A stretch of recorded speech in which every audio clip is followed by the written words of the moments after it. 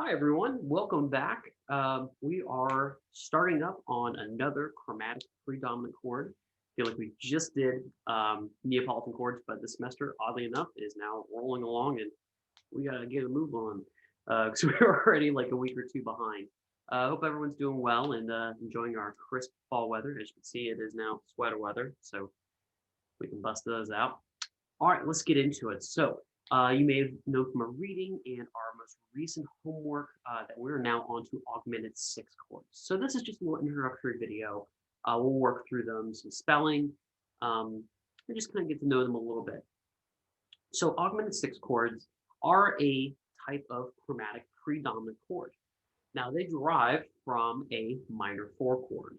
Um, so a minor four chord, we're going to think in our great demonstrated key of C, but C minor, because this is another one, much like Neapolitan chords, where it pops up a lot more in the minor keys.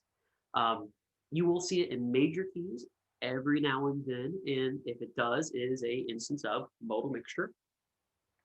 But we're going to see this a lot more in minor keys. So let's start off just in our demonstrated key of C minor. And like I said, this kind of stems from a minor four chord in its first inversion. So let's write that out. So we're looking at a minor four chord in the first inversion. What we have is our flat six in the bass, our A flat, and our F in the top voice, and our C in the middle voice. It's just a triadic thing. Now, some composers a few years ago went, I really like that flat 6 to 5 bass motion.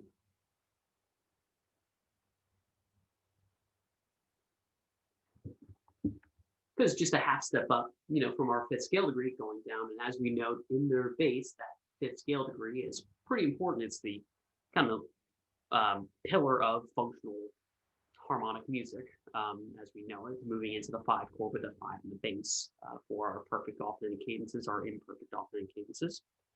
But some, weird person a few hundred years said, that F up there, what if we made an F sharp so it's only a half step below our G? So then we kind of have like a weird like leading tone action going up into G. So if we raise that by a half step, that F in the top voice, we now have sharp 4 in our top voice. And we have something just like that.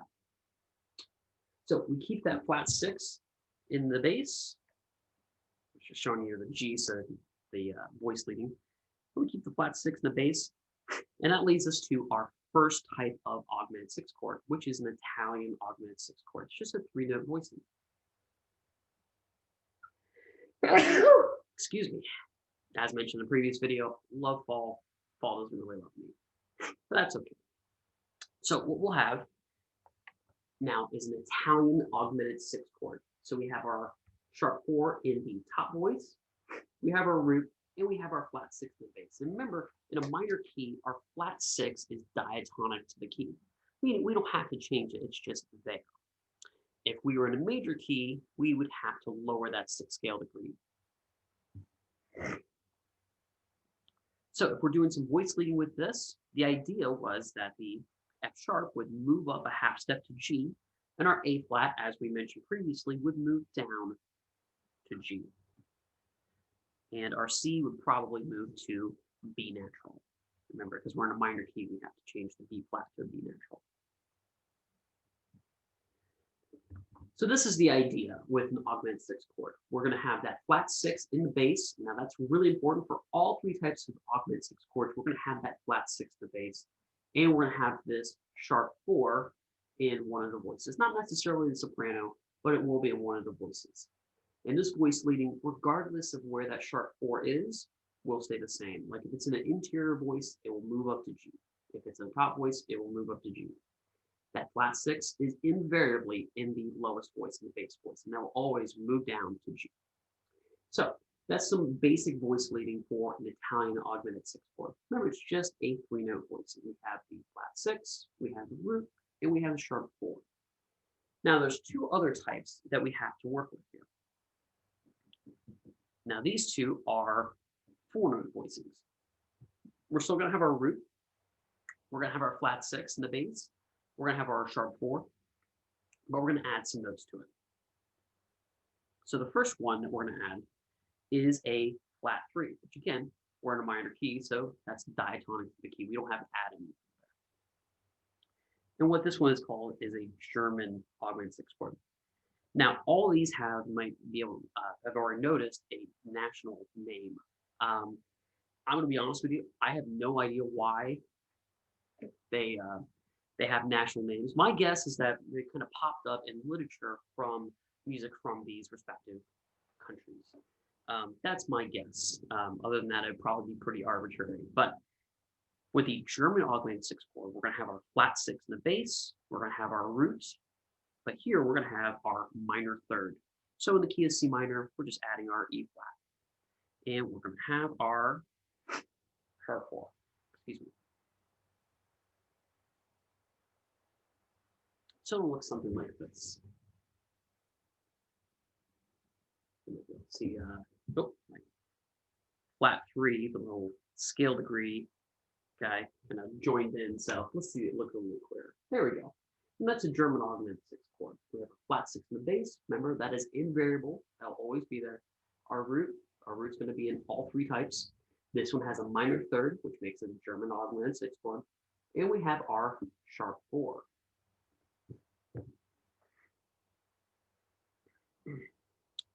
All right, now one other type that we have is our French augmented sixth chord, which again, I'm assuming that it popped up in some literature coming from France, maybe somewhere around the late 18th century or early 19th century. Now this one we're going to write as FR, or abbreviation for French, and this one's going to be 4-3.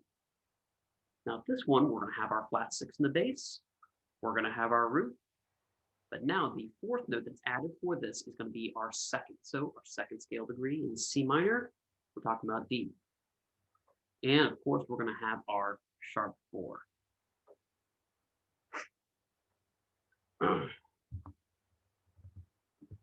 So that's this, right? So we have our second scale degree added in there.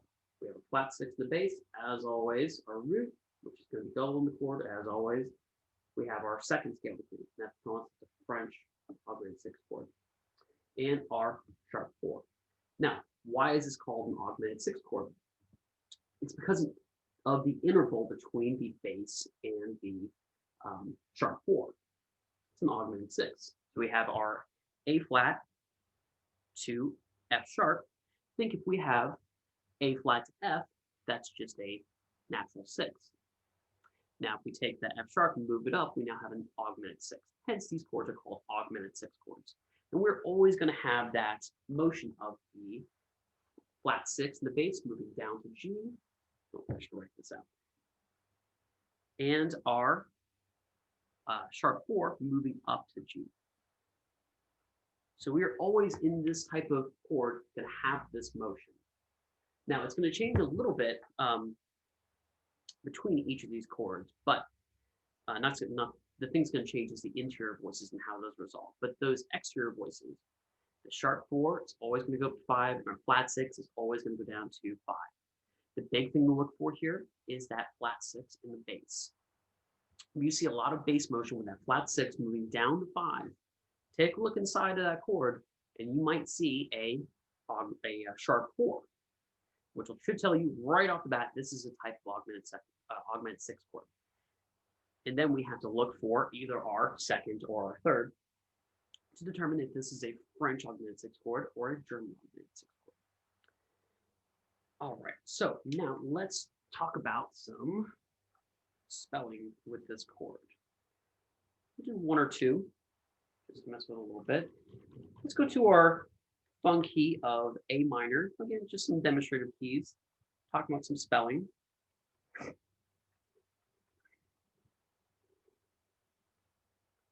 Oh, one other thing to note about these chords is that they are always a predominant chord. Very much like our Neapolitan chord, it is a chromatic predominant chord. So this one will really is pushing hard into that 5. Again, with that flat 6 to 5 motion, the flat 6 being a half step above 5, moving down to 5, we're getting a really strong chromatic pull into 5.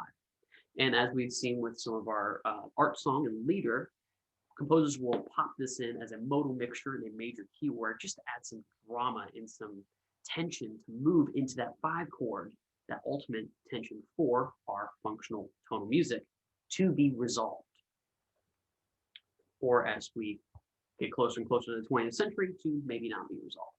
So let's do a few kind of spelling things. Let's do one A minor. And I want an Italian augmented 6 chord. So go ahead and grab out staff paper, and that's what we're looking for.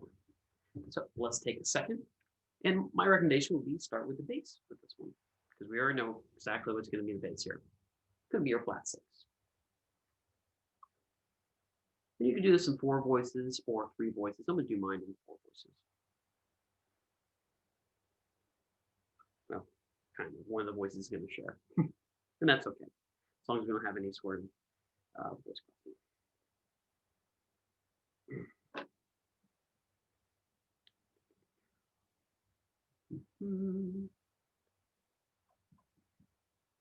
All right. If you're not ready, just go ahead and pause this video. If you are, let's check it out. So this is what we have here. So I have an F in the bass, I have my A, my root, and I have my sharp 4, D. Now remember, we're looking for that mirrored motion of the sharp 4 going up to 5 and our flat 6 going down to 5. That's something to always keep in mind with this chord. Let's do another one. Let's do something in the key of, I don't know. Again, if we were in class, I'd take some key examples, and you might be very happy that you don't have any mean classmates who shout out stuff like B flat minor or something, which is usually someone. Let's do something in D minor. Let's keep it kind of easy. So what I want is a German augmented 6 chord. Oh, just heard the door. That's spooky. It is spooky season after all. Okay. Ooh. Got spooked there. Anyways, we're looking for a German augmented 6 chord. So let's do that in the key of D minor. So D minor, an augmented 6 chord, German augmented 6 chord. So let's go ahead and write that out. All right.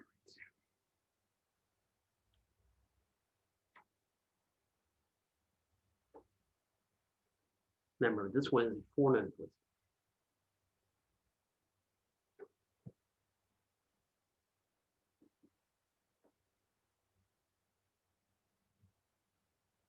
Okay, if everyone's ready, we'll go ahead and do that. Again, if you're not, totally fine. Just try to spell it up from the bass. Think about what we really need. We need a flat 6. We need a root. We need our minor 3rd for the German augmented 6 chord, and we need our sharp 4. So let's see how this goes. All right, this is what I have. So we have our flat 6 in the bass, B flat. Remember, it's just a half step above our 5th scale degree, and that's a good way to think about this flat 6. If you get kind of caught up on what exactly is a flat 6, it's a half step above our 5th scale degree. We have our minor 3rd, our F. We have our root, D, and we have our sharp 4, G sharp. Remember, a good way to think about this is we have that mirrored motion of G sharp going up to A and B flat going down. Let's do one more. Because we have one more, we're going to do our French augmented 6 chord. Let's do one different key. Let's do, how about E minor? Again, go with some easy keys, just kind of getting into this one. So E minor, and we're looking for a French augmented 6 chord, which if we remember, the abbreviation for this is FR43. Actually, E should look a little bit more convincing. There we go. That E looks a little more convincing. So that's what we're looking for. It's a French augmented 6 chord in E minor. So let's go. Remember, this one has a flat 6, it has a sharp 4, it has a root, the root in it, and this one has a second scale.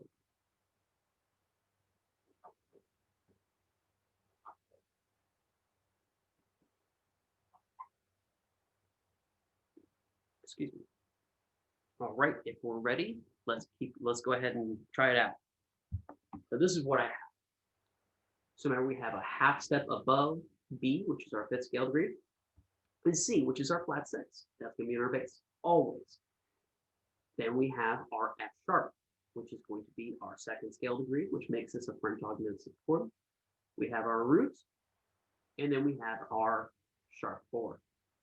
All right, so that's a little bit of practice with these. I would recommend doing them in a few different keys on your own, very much the same way we did, just working with some identification and spelling, because the first assignment that we have is an analysis assignment. So really it's identifying this this brand new, well, not new at all, it's actually kind of dusty and old, chromatic predominant chord. All right, I hope everyone is well, and make sure you get out there and enjoy the fall weather, but do be safe, and have a great week. Bye.